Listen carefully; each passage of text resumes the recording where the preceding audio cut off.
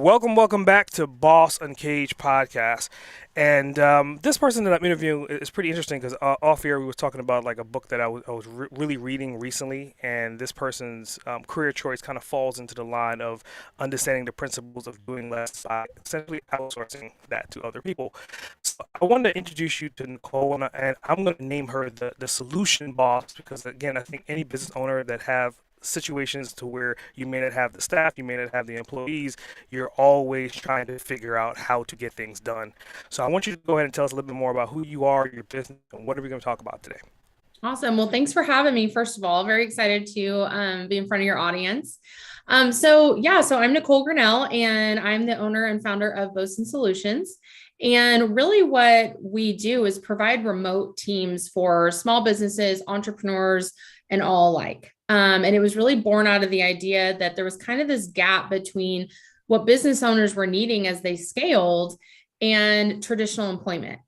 My background is actually in small business. My parents own and ran a medical lab. So I've really been working in business, honestly, since I was about 10. So I have a passion for that on one side, and then also a passion for women who are either taken out of the workplace, whether it's for children, life, travel. We have a lot of military moms. And so it was really based on like, let's connect all these people that need each other and figure out a way to find a solution for everybody.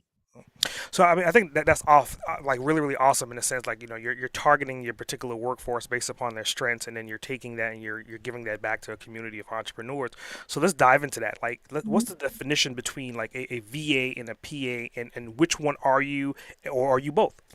Yeah. So it was funny because when we first started the business, we were kind of like, if we were like a product, you wouldn't quite know where to put us in the grocery store. It's like, you're not quite produce, you're not quite frozen foods, but you are something that belongs here. And I think we really tapped into a niche in the market that just wasn't out there. So where there's traditional virtual assistant firms, which are great, and you may need to delegate a certain amount of work or an Upwork program or, even overseas. But we really wanted to be able to build a team for a business owner that looked and felt like a team, that they were managing like a team. It was just in an untraditional employment structure. And so that's really where we were different as opposed to a virtual assistant that maybe you buy a block of hours. When you're signing on with Bosun, if you're assigned Sally, Sally is a part of your team. She's going to look and feel that way to your customers. You're going to have kind of a Bosun org chart that's part of that. And so we wanted to give them kind of the corporate experience while working with the small business budget and scalability. Nice. So, I mean, you're talking about a brand called Bosun, right? And obviously, like, I'm a big brand guy, so I know that there must be a story behind this. So, like, what is the etymology behind the naming of that particular brand? Yeah, well, it's funny. So we started out at actually CC My Admin. That was our original name. And it was again out of that thought process of like, well, we're going to be sort of a virtual assistant. And about a year in, we realized, well, we're handling all operational functions of businesses. We're doing bookkeeping, social media, sales, lead funnels, all of these types of things. So we realized we needed to do a rebranding. So COVID for us was a great timing to be able to go, okay, now what do we want to come out of this looking like? And what do we want to make sure that our messages for anyone looking to scale and have remote teams. So fun fact, it actually came from reality TV. I would love to tell you it's this like big epiphany of like an amazing stroke of creativity. But one thing, I watched the show Below Deck, and it's all about kind of supporting a captain. And they kept having this term, which was a position on the ship called a bosun. And that person, by definition, is in charge of all the equipment and the crew so that the captain can focus on what he needs to do. So the whole time we're going through this strategy meetings, I'm like, I mean, I know you're going to hate this because it's reality TV, but this is what we do for a business owner. We are in charge of technology, their crew, their employees, their team. As they scale, we're looking ahead for that captain. And the business owner is the captain of their quote unquote ship. So that's really where the name came from, because we wanted to be that person and that company that a business owner could go to for all their needs. Wow. So let's talk about you a little bit. I mean, obviously, like we're established like what you do business wise, but if you could define yourself on a personal level, what 3 to 5 words would you use to define you? Mm. Definitely driven to the point that sometimes I have to scale it back. Mhm. Passionate, which I feel like is a little bit different than driven because I'm passionate for people, love an underdog. I'm an Enneagram 8, if anyone knows that world. So we love to see people reach their potential. Actually, it's like a frustration point if we can't get people there. And then just, a third one.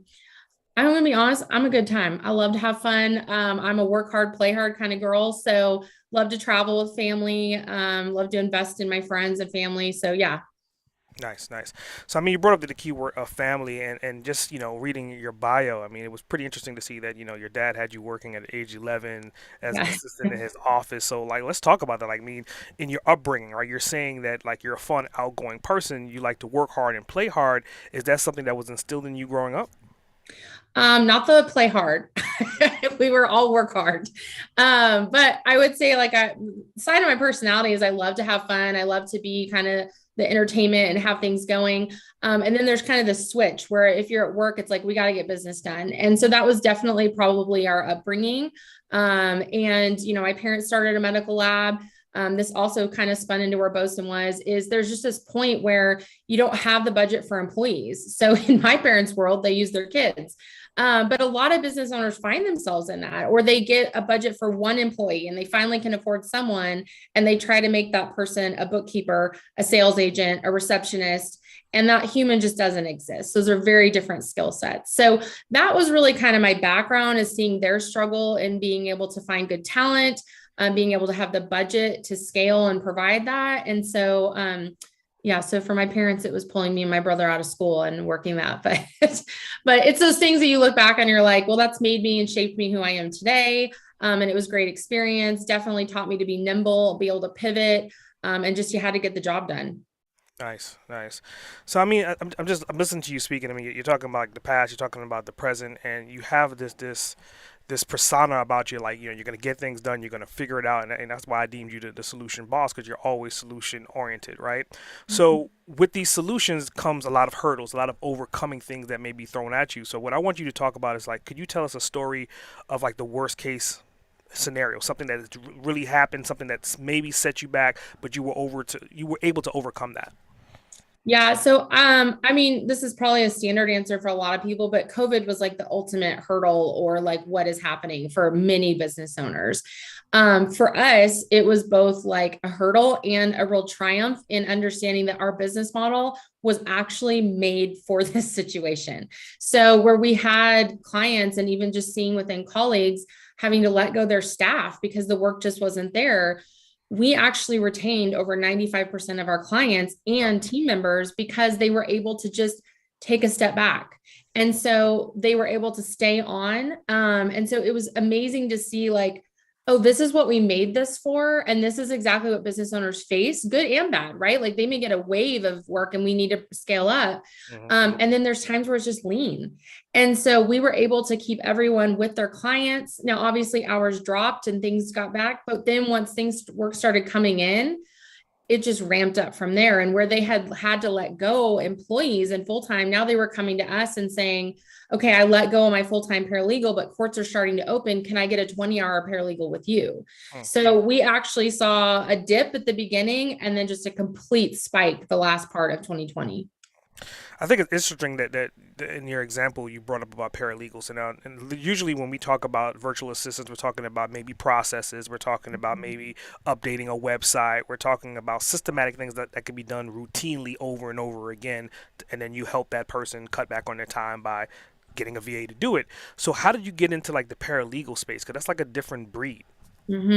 Yeah. So that was, again, part of the rebranding was actually one of our first clients had come to us and wanted like assistance and billing.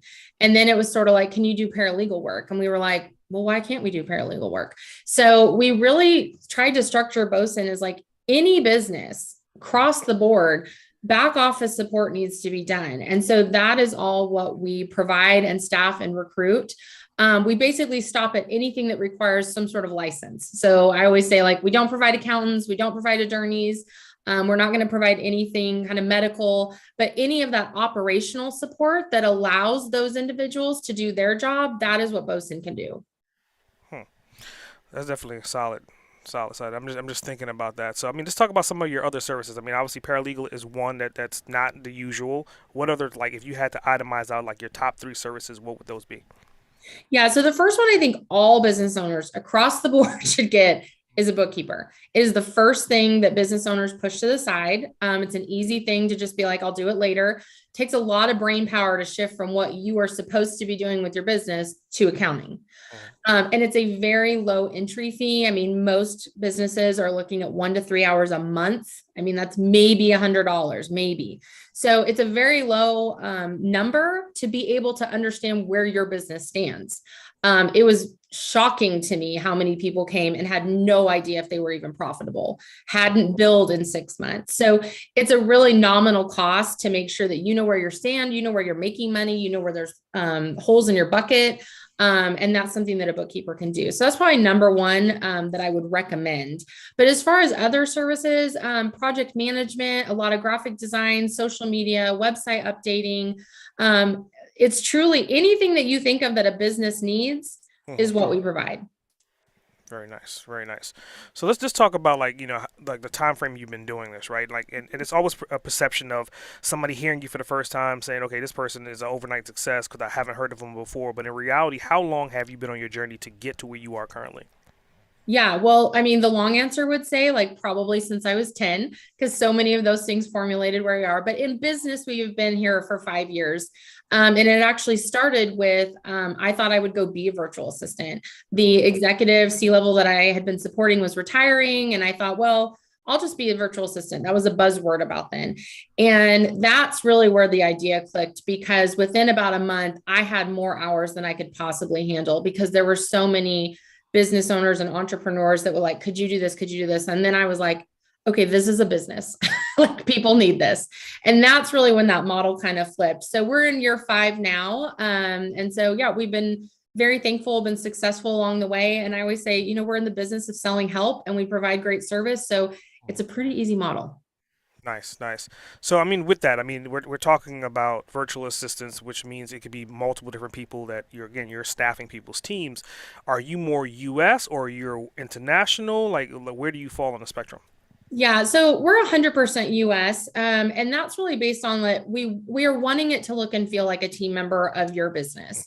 We definitely don't knock overseas. They're great for projects, things that you want to bring in, back office stuff, reports. Like we will even recommend different companies. But if you're wanting someone to truly look and feel, work on the same time zone, be able to interact with you daily, that's just going to be a US based person. And so that's really what we go after. Nice. So, I mean, just dive down that road a little bit more. So, I think earlier on you were talking about potentially moms that were in the workforce and then they're at home taking care of their kids. So, it's part of your staff kind of like reissuing and repurposing, giving them purpose to not only work at home but also do what they did in corporate America. Is that majority of who you're staffing? Yeah, so I would say that's definitely the majority. A lot of empty nesters too. That was kind of a surprise where they're maybe in that 50 plus, now their husband's retired, they want to travel, but they still would love to have a foot in the workforce. So that was a great, and then as well, people that are just starting their career and maybe want the flexibility. We all know that this generation before me, they want the flexibility. That's more important to them than, quite honestly, even compensation. But to be able to travel, to have their important things, that's really where we tap into as well. But moms are definitely my passion. There was, I'm 40, the generation that I came up in, as soon as you had kids, you're stopping and you're sort of out of the workforce for 5 to 10 years, right? And so that was me. And I was getting a lot of people who would be like, hey, could you type up these reports? Do you think you could help this? So I kind of knew in my mind, like, there's all these women that are at home, but could probably do 5 to 15 hours a week. And maybe that's just their vacation budget. And that's something that allows them to kind of stay connected to what's going on and have a foot in that workforce. And so that's really when we first started. I was literally like calling people I knew coast to coast and was like, you used to be a project manager. You're a fantastic bookkeeper, and matching up people. And then, of course, it's evolved into additional recruiting efforts. But yeah, it's been awesome. And it makes a really fun team for all of us as well. Wow, wow. So I mean, I think you found a niche in the market and you filled that void. So I mean, obviously, I definitely appreciate you for that. My next question is, well, you've been in the game essentially 30 years, right? I mean, you worked for your dad, and you worked for corporate America, and then you started your company where it is right now 5 years ago. So, but that's a long period of time to be doing what you're doing and perfecting it. So, on that journey, that 30-year span, my next question is more so driven towards I'm trying to figure out how to paraphrase this. If you could do something uniquely different to kind of help your journey, because I mean, I think that you're successful where you are, but if there's something you can go back and change at any given point in time, when would you go back to and what would you change? Hmm. I probably would have started this earlier. I mean, I think there was that time that I was with my children at home, which was great and fantastic, but I always kind of had that itch to do something, didn't really know how that would work. Technology has advanced so much since then that allows a lot more opportunities. But I probably would have bet on myself sooner. I always kind of had in my head, like, well, I've got to go back into corporate. That's where you get a job. That's secure. I'm an executive assistant. This is what I know. And that's just not true. I mean, if you have an idea, like, go for it. Like, I always say, like, the worst thing that can happen is you just go work at Target until you figure out something else. Like, so I'm a big, like, go for it kind of person. So, things worked out when they were supposed to, but I probably would have gone for it a little sooner. Nice, nice. So just flip that script. I mean, obviously you're hiring people that are potentially at stay at home, or they obviously work for corporate America at one time or another in their life. So, do you have a family, and how are you juggling and managing your family with your current work life? Yeah, I do. I have two kids. They're 16 and almost 15, as well as a husband who does work in corporate America. And so, I mean, it's a lot. I'm not going to say there's not not days where it's like, you're ordering pizza and that just is what it is. But I also really want my kids to see hard work. I was actually just having this conversation yesterday with a girl on our team. Like, my kids work. Like, we all got to pitch in here, and it kind of goes to that work hard, play hard. Like, we do a lot of stuff as a family, want to have those memories and set out that time for that, but we all have to work to make that happen. So, my kids do a lot around the house. They just do. So I got to have help. My husband is an amazing support, and has always been rooting for me and could not do it without him. I mean, he's definitely the one to be like, I'll run by and grab dinner tonight. Like, I know you've got these things to go on, but in general, internally, we're really good about family time is family time. We all have our carpools marked off on our calendar. We believe in, like, when you've got your kids in your car, that's like precious time to be able to talk to them. So we try to really honor that as much. And I've just learned over the years that, like, things can wait. There's such a feeling, especially me, like, I got to get this done right now. And it's like, no one is going to die if you answer that email tomorrow morning. And so just learning to shut off and knowing, like, it's going to be okay. Nice, nice. So, I think you alluded to like your morning routines a little bit. So let's dive into that. Like, I mean, you're talking about taking kids through carpool, I would think, and you're having Mhm. a conversation with them. So, what do your usual morning routines look like in your house? Yeah, so I'm actually really lucky on that. My husband actually takes them to school, so that gives me some extra time to really catch up in the morning on things that I've shut off from the night before. And then we just kind of hit the ground running. We actually joke even internally, like, when we're on, like, we're on and we're nailing out work and getting it done. And then come like 3:30, when everybody starts hitting carpool, like, we're shutting it down, and then we maybe get back on when we're back. So we're pretty just structured. I run and live and die by my calendar. So as long as that's in order, I can pretty much make sure everything's accomplished. Nice, nice. So let's talk about education a little bit. I mean, obviously, you've been formally educated and you've been educated birth by fire. On this journey of 30 years, there's a three-part question. The first part is, what books did you read early on to kind of help you get to where you are currently right now? Mm, this is not going to be an answer that's really acceptable, but I don't like reading. I listen to podcasts.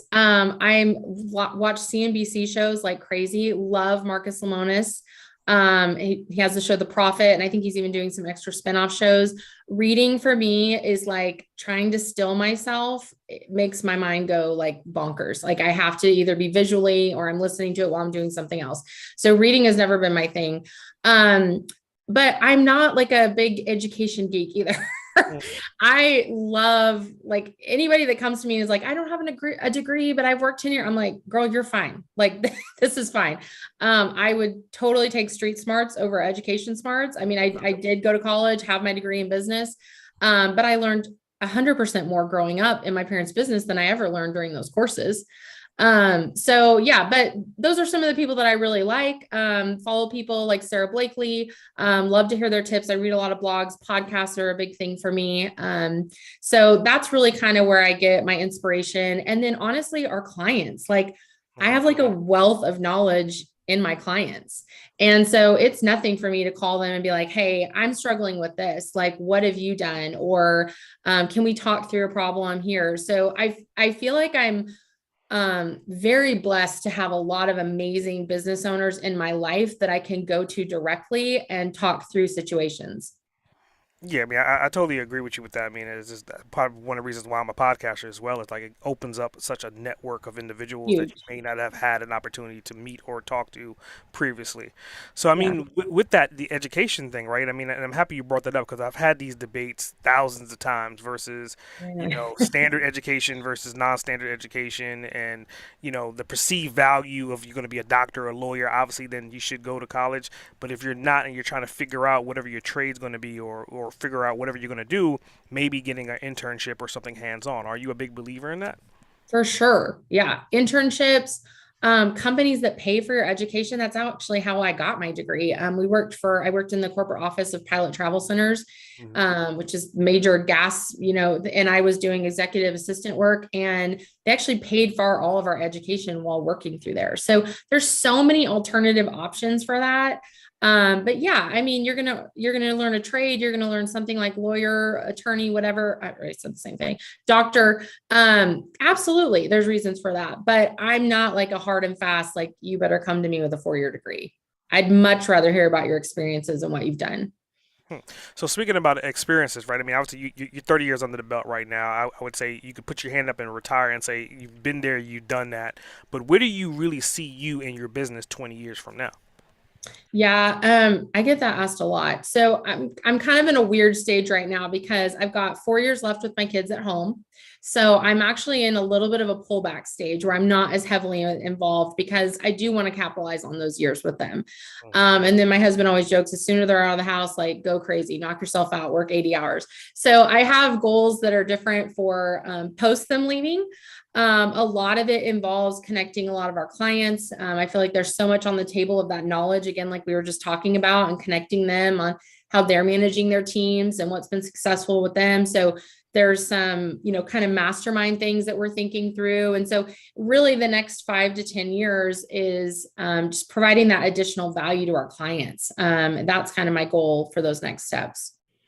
Nice. So talking about clients, I mean, who is your ideal avatar if you're looking for a particular client, being that your services are kind of far and wide? So I would say anybody that feels like they're at that point where like revenue generating tasks are getting pushed to the side because so much of the operational tasks are taking over. And once you've reached that point, and have the budget to say, hey, I could at least go 5 to 10 hours and delegate that. That's a great starting point to come to Bosun, because at that point, we're going to really walk you through like, okay, so what's keeping you from revenue generating tasks? And by that, we just mean like, where do you make your money? Like when you get up in the morning and you are able to make money, what does that look like? Okay, so what's now taking you away from that? Well, I got to run payroll and I got to do, my social media and all these things that for probably a third, fourth of the cost of what your billable time is worth can be delegated. And that's really what we walk through with the business owner and develop that role and say, okay, let's start with this. And in that strategy call is when we're talking about like, let's start defining wins for you. It can be simple things like, I just want to be off at 5 o'clock every day. That is my goal. Okay, so let's work towards that. And so you're going to kind of have the relationship manager staying with you and staying on your account and making sure that we are attaining those goals. Because being a business owner and entrepreneur, it can be lonely. You're in a vacuum at times. And so we want to be able to be that sounding board and support for you as you're growing. Nice, nice. So I mean, I'm just listening to the way you answer that question. I mean, about the general avatars. So let's just talk about like your tools, right? So I mean, obviously you have a diverse plethora of services that you've been doing adequately for the last 5 years. But in those tools, there's processes, and those processes are usually backed by some kind of software to kind of manage what's going on. So ideally, if you could recommend, what are the top 2 or 3 tools that you use on a day-to-day basis that you would not be able to do what you're doing without having access to?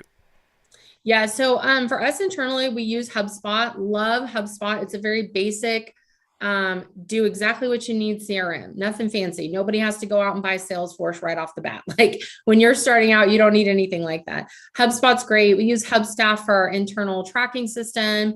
Things that we love to see are project management. So when we'll get clients such as a business coach, right? And they're bringing on Bob, and these are kind of Bob's goals, setting up something like a Trello or a Asana board that you can really make sure that deliverables are being hit, they're being assigned to people. And so when a business owner comes in, if they don't have that technology, or a lot of what happens is they go, I've bought all these apps. I don't know what to do with them. I don't even know what they do. So we'll kind of walk them through that, get them set up, and get their organizational process going before we even bring on the position.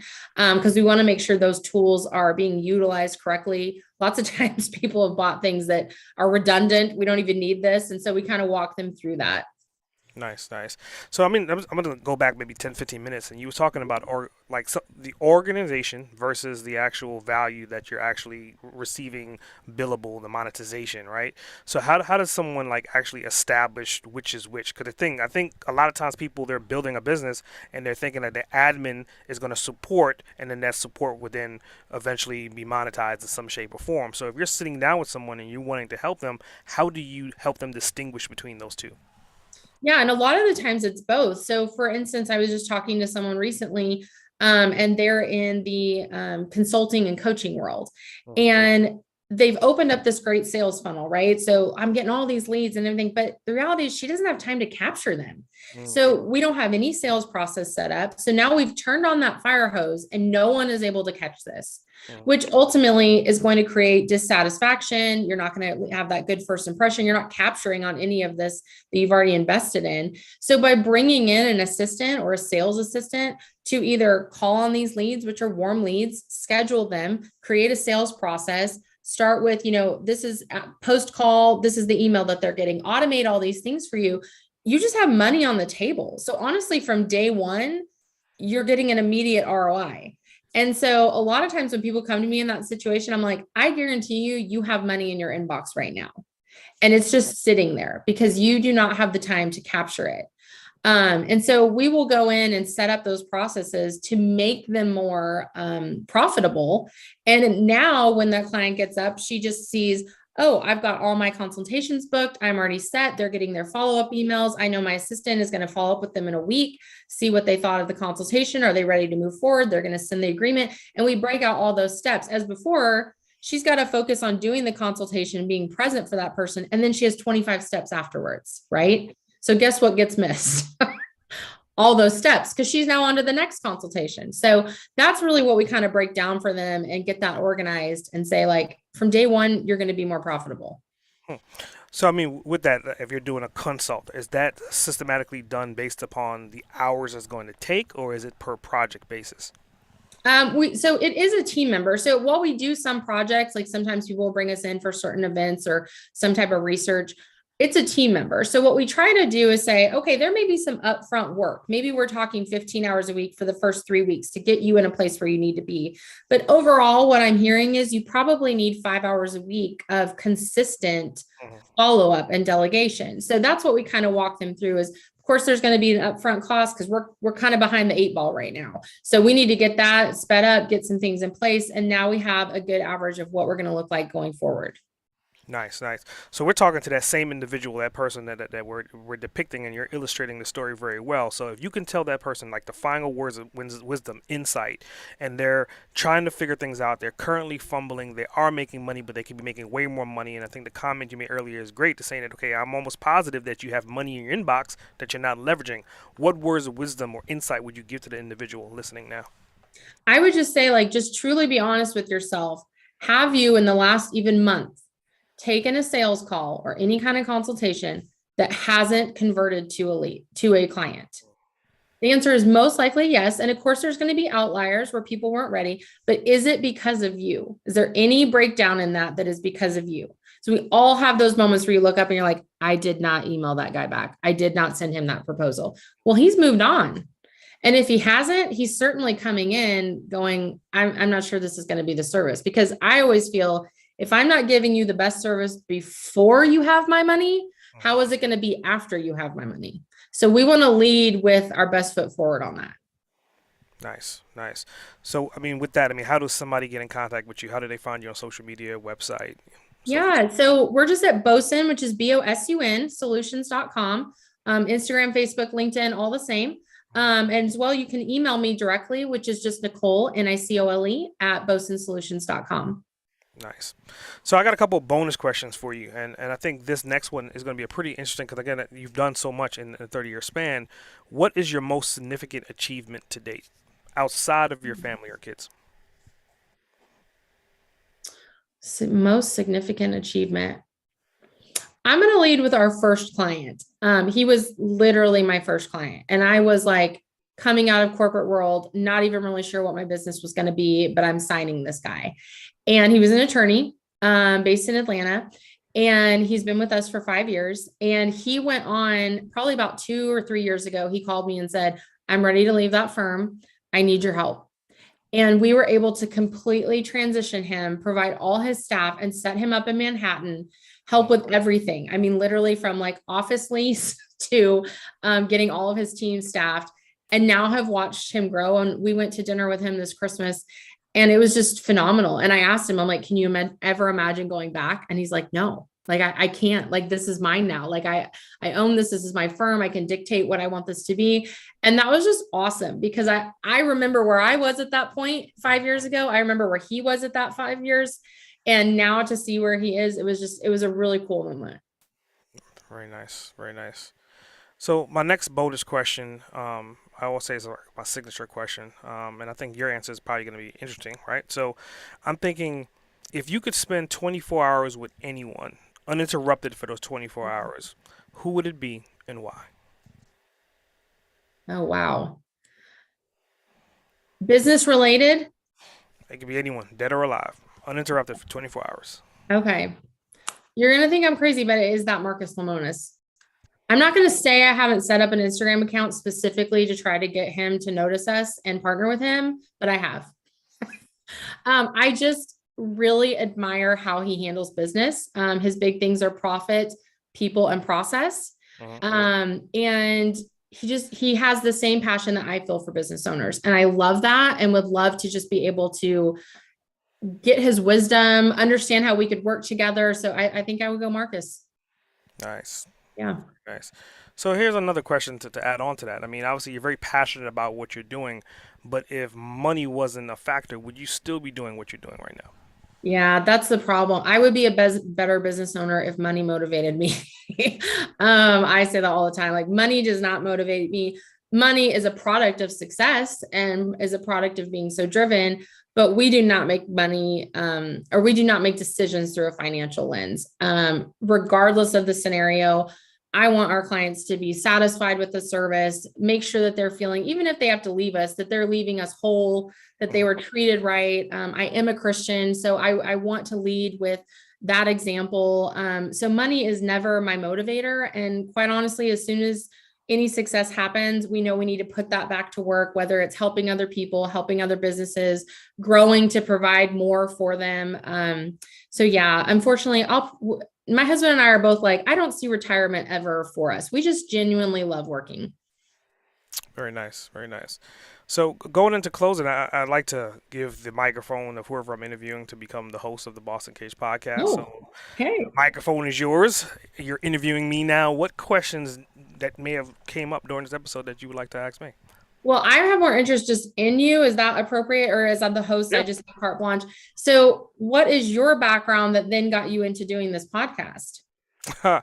So my background started as graphic design, way Okay. of Brooklyn, New York, as a graffiti artist. I I always say see the creativity behind you. Okay. yep. And then after that, I became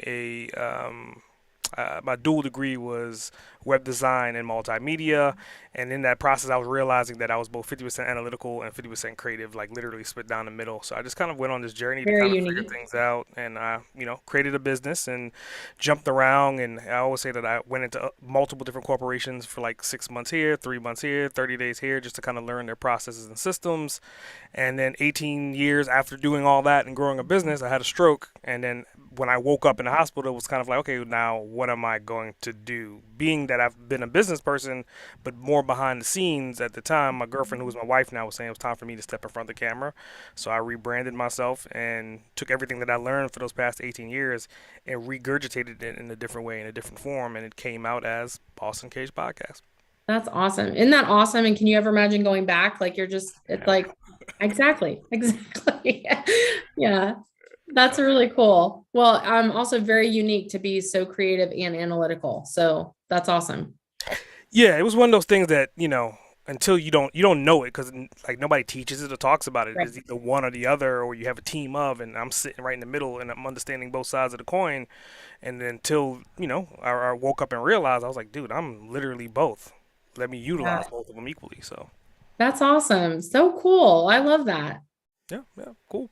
Well, I definitely appreciate you taking time out your busy schedule today. I think it was definitely a great episode. I think you gave some like solid insight to, again, people that have businesses. You don't have to do it on by yourself, and if you are Yeah. doing it by yourself, you have to figure out how to leverage your time and not necessarily use your time as an asset, but you want to use other people as assets to kind of help your time be managed better and get better results quicker. Yep, absolutely. Delegate is not just a buzzword, like it's the only way to honestly scale. Yeah. Well, I appreciate it, Nicole. Thank you so much, SA, for having me. I really appreciate it and enjoyed our time. So did I. S.A. Grant, over and out.